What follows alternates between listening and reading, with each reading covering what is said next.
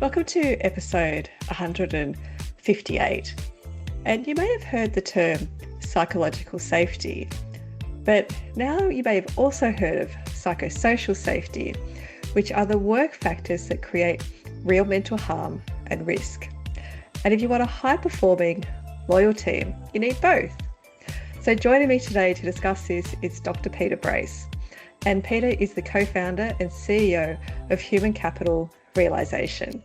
He has worked across a wide range of industries in Australia and throughout the Asia-Pacific region, helping organisations tackle complex business challenges through his experience in consulting, project management and customer strategy.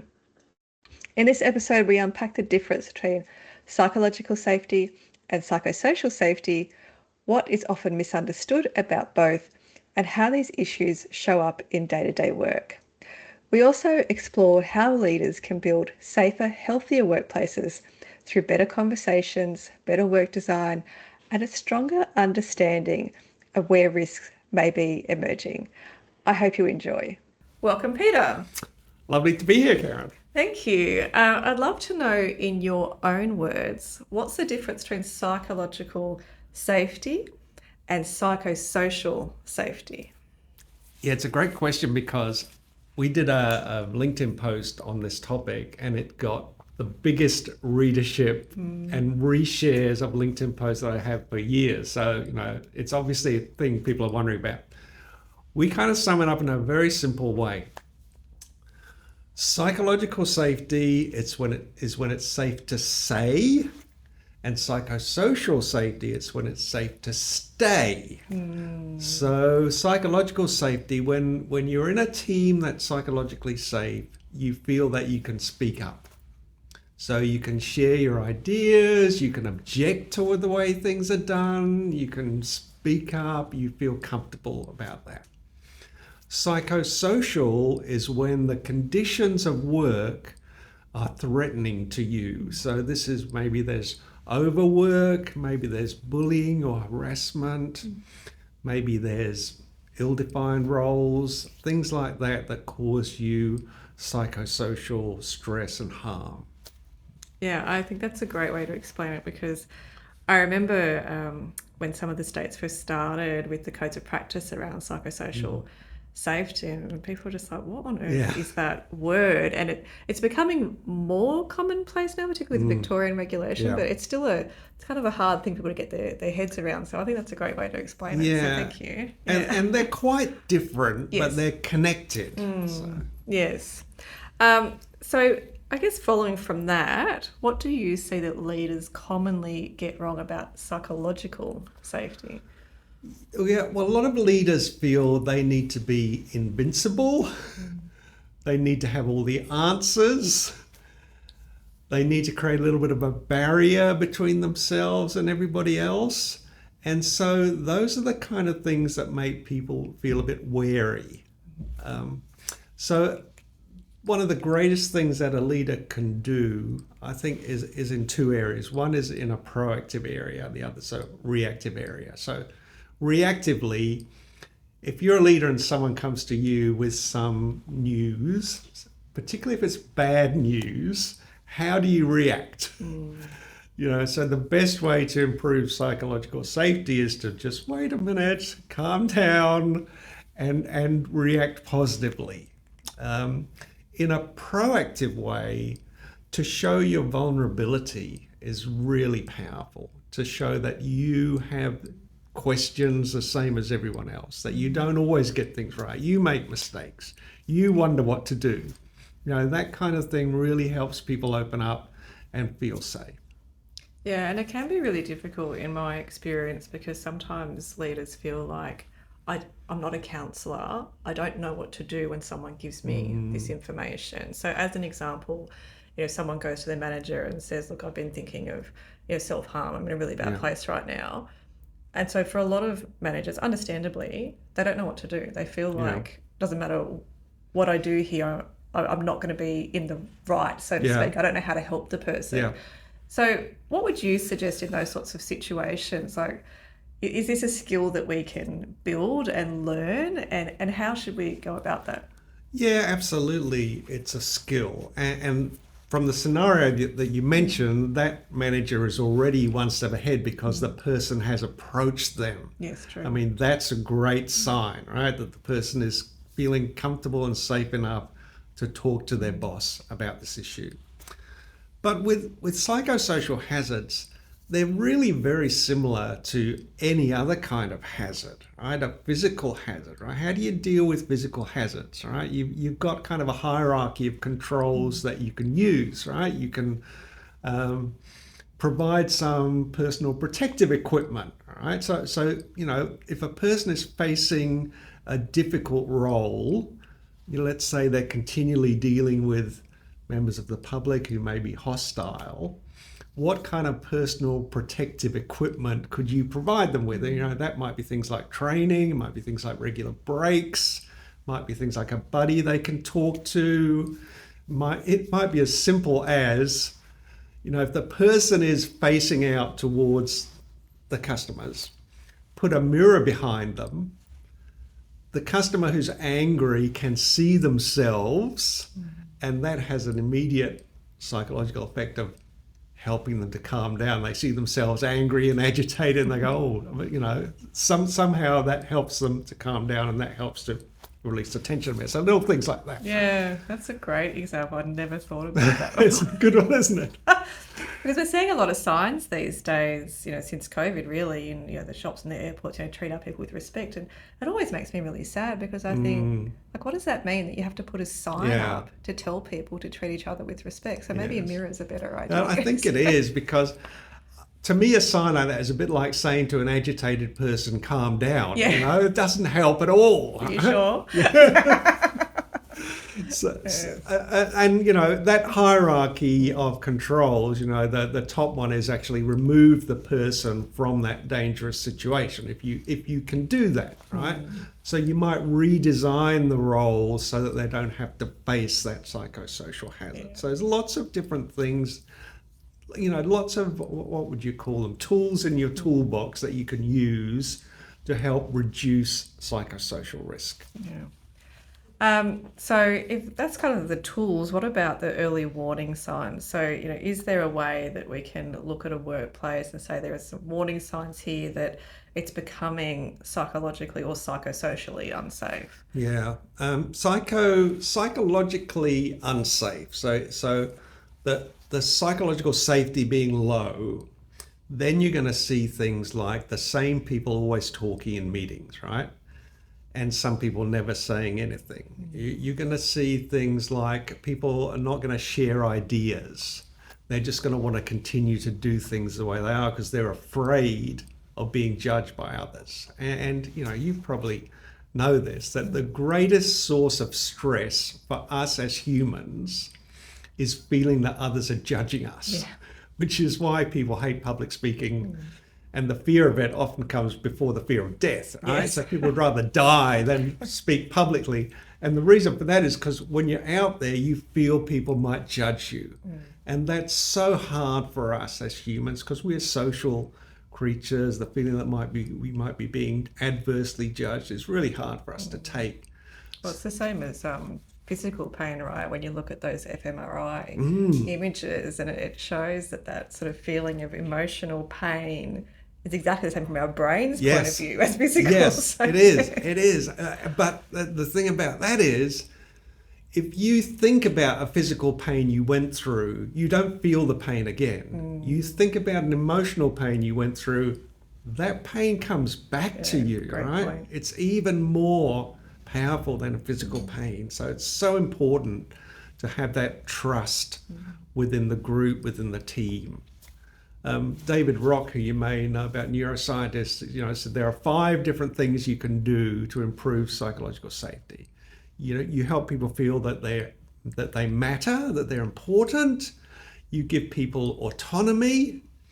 You help them feel connected to others. You help them feel that they belong in that team. And you give them autonomy. You know, those things, you know, if you can't do all of those, just do one of them, right? Give people a bit more say over what they do. That will help to raise things up. Yeah, and I think it sounds so simple, doesn't it? Like you hear those things, you're like, yeah, of course, everybody wants that in the workplace. But unfortunately, we don't don't always see it. Yeah, and I love the fact that you've got that checklist of 5 things, because you can actually look at them and go, okay, how are we doing in this area, right? Are we making people feel like they belong?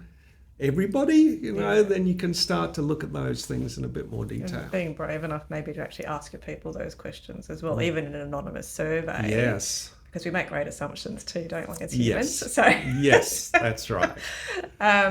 So where do you see those kind of like hidden patterns showing up most? So, things like workload or conflict or communications, where does that happen? So when you're talking about psychosocial hazards, probably the most common one is overwork these days, that people getting more and more that they need to do. Plus, there are high levels of uncertainty when you got things like AI hanging around, right? What is the business going to do with AI? How is that going to impact me? So, again, you've got things that are making people feel uncertain, worried, overloaded. Those are psychosocial hazards, and people who are running a business have a legal obligation to look at those things and go, well, what can we do about them? Yeah, and it's what I've found is the idea of how do we assess these hazards is a bit of a struggle for some people. And I know, in my business there are 7 of us, a little bit easier that we're a small team, but we did it as a team meeting and just went through the different psychosocial hazards that are outlined in the Code of Practice in New South Wales, which is where our team's based, and said, okay, well, like, where does that show up for us right now, if it does? And if it doesn't, is there a potential that it will show up? And it was just really just having that conversation. And I think sometimes it's that simple, but it feels big. Is there a way that you've seen that's kind of works well for that small to medium-sized businesses in terms of really assessing those hazards and working out where is this happening in our workplace? I think exactly what you say. It's a conversation. I mean, if the leader is the kind of person that encourages people to talk up, if you've built a relationship with those people, if they're comfortable talking to you about day-to-day things, they're more likely to be comfortable talking to you about these hazards. One of the differences between psychosocial and physical hazards is that they're extremely variable to the person. So a physical hazard, if there's a loose piece of carpet, if someone trips over it, everyone's going to fall the same way and probably suffer a similar injury. But one of the psychosocial hazards that talked about are ill-defined roles, right? A job that's not clear. Well, some people love a job that's not clear, right? It's very true. So, and some people hate it, right? Some people say, just tell me what to do. Other people would say, oh, this is fantastic. I can make this job my own. I can decide how I do it. So, the leader needs to understand those differences between the people and know them well enough to be able to go, oh, Jane is looking really stressed today, or whatever it is. Yeah, I think that goes back to where we started this, is that connection between psychological and psychosocial safety. Because if you have that high levels of psychological safety, then you're going to be able to get that information, aren't you? So, and that's exactly right? If people feel free to speak up with problems, then your level of psychological safety is high. And that's the only way you're going to identify a lot of these psychosocial hazards, is if people tell you, because they're often invisible. Yeah. And I think that for me, when I've been talking to people about this, and particularly in Victoria, the regulation that's in place, it's like you need to do this not to just tick a compliance box, but because actually it will help your workplace. Yes.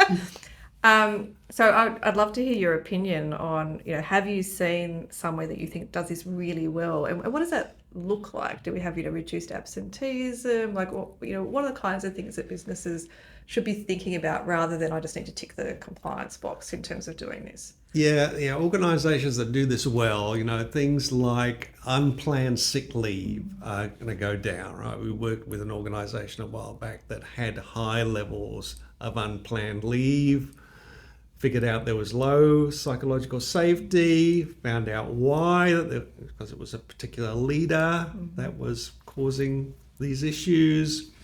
When that was resolved through coaching, then those days of unplanned leave went down. So that's a really good example, right? Because people take unplanned leave because they're sick, because they're stressed, and as you know, stress tends to produce physical sickness.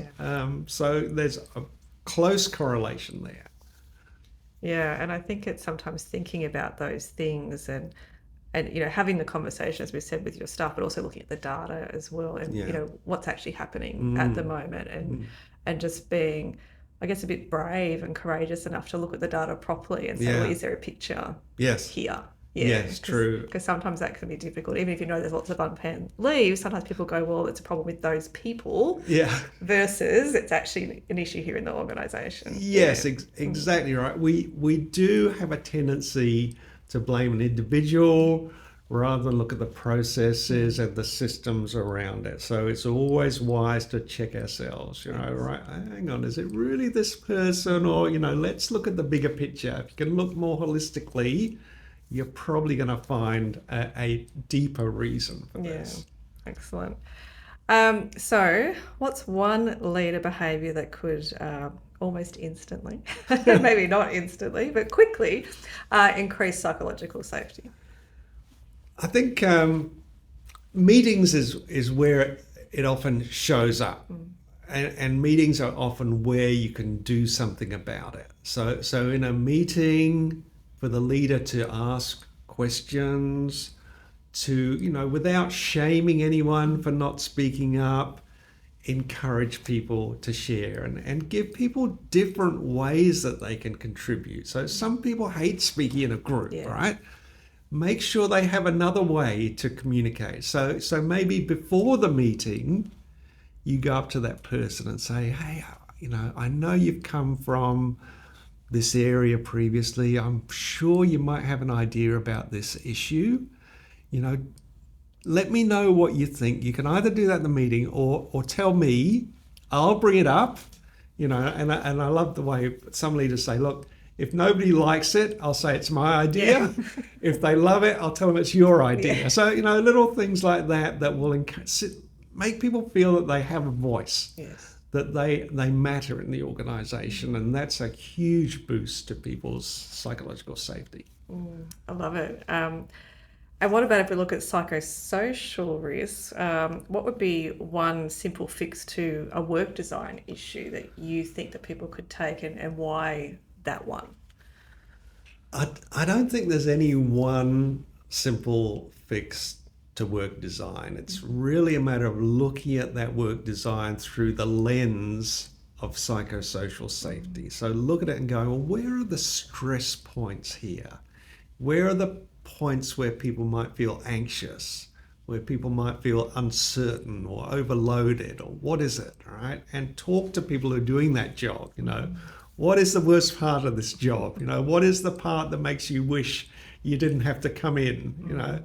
And maybe there's nothing you can do about that because it's just part of the nature of the job. But now you know about it, you can look at that hierarchy of controls and go, okay, maybe we can give this person some PPE that will just help them to deal with this particular thing that's so difficult about this role. And that will vary between individuals, So that openness and communication, willingness to look holistically at the role, not blame the individual, but look at the systems and processes around it. It sounds like we've got a pattern across the two, right? It's openness, communication, listening. Yes. So how do you measure psychological safety in the workplace? There's a few different ways to do this. It depends if you're doing it on a big scale or a small scale, you're doing it on the cheap, or if you're spending a lot of money to do it. Amy Edmondson, who's a professor at Harvard, who's one of the leaders in this field, she's got a list of 7 questions that she's put in the public domain. There are things like, I feel my team has my back. Very simple questions like that. Any leader could use those questions with their team, preferably anonymously, because this is a sensitive area. But you can do that, or you can have a 20 question survey that groups the questions by those psychosocial domains. And, that's better for a big organization. We got a lot of data. For a small organization, asking those kind of simple questions is a very easy way to do it. So if you look up Amy Edmondson's work, you'll find those 7 questions, and go ahead and give them a try. Yeah, I think that's great advice. And in your experience, what are the benefits? I know we spoke about it a little bit before, but have you seen organisations that have done this and then have seen those levels increase? What's the difference when the levels increase? What do you see? Yeah, it depends on why the levels are low. Right? We work with an organisation, a multinational across the Asia Pacific region, and they analysed in quite a lot of depth their level of psychological safety in different offices. Mm-hmm.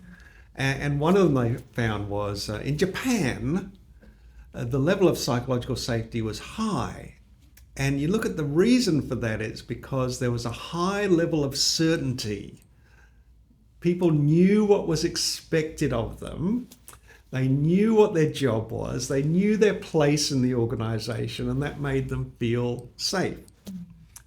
There's a bit of a downside to that, though, because when everybody knows what they're supposed to do, when everybody has a role to play, it's very hard to get any innovation. Yeah. Because everybody knows what to do, and that's what they always do. So in a situation like that, high psychological safety might not be the only thing you want to look at.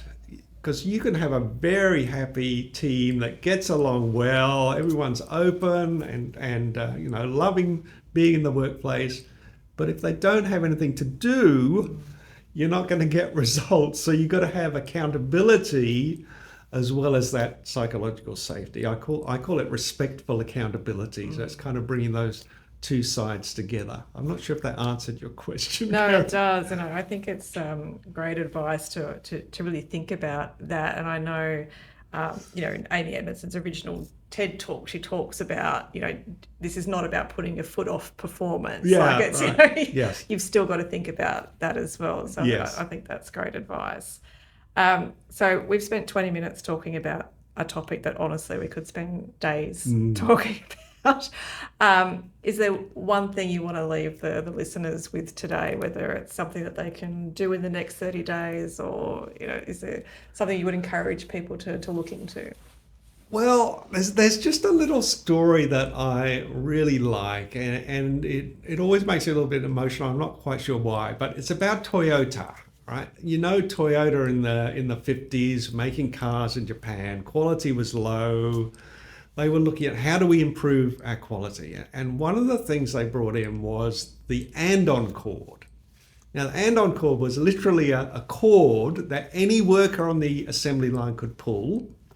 When they pulled it, a light went on and the whole assembly line stopped.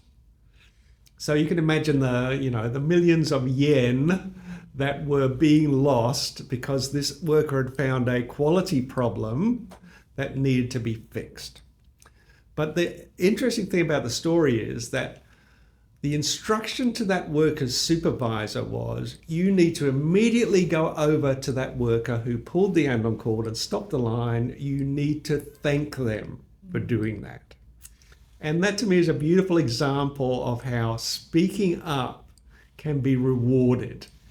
Enormous consequences from that action. But the first thing that happened was the worker was thanked for doing that. And to me, that's a beautiful example of what we need to do as leaders. If someone raises an issue with us, we don't react angrily. We're not immediately questioning them. We're, first of all, thank you for bringing that up. So if that's a story to end on, we'll make it that one. No, I think that's great because it's hard, but for most of us receiving something like that, the first reaction is defensiveness or anger or no, you can't be right or why have you done that? Yes. So maybe we still do that in our inner voices. Yes, that's right. And then on the outside we say thank you. Yes. So no, that's awesome. And thank you. It's been so good to talk to you today. How can people best get in touch with you? Best if they go to my LinkedIn profile and message me there. That's probably the best, simplest way to do it. Just send me a direct message if you got any questions or you want to talk about this some more, because it's a topic that I love. I think it's really important. My mission, if you like, is to make every workplace a better place for everyone. And if we can do that together, then that's worth doing. Excellent, thank you. And I'll put the link to your LinkedIn profile in the show notes as well. Awesome. So for those listening, if you've received value from this episode, I'd love it if you can leave a rating or a review over at Apple Podcasts or Spotify so someone else can find these episodes to help with their business. Episodes are released on Mondays, so click subscribe and you'll be notified of when it's available. If you have any feedback, questions or ideas for future episodes, head on over to amplifyhr.com.au or connect with me on LinkedIn and we can start a conversation.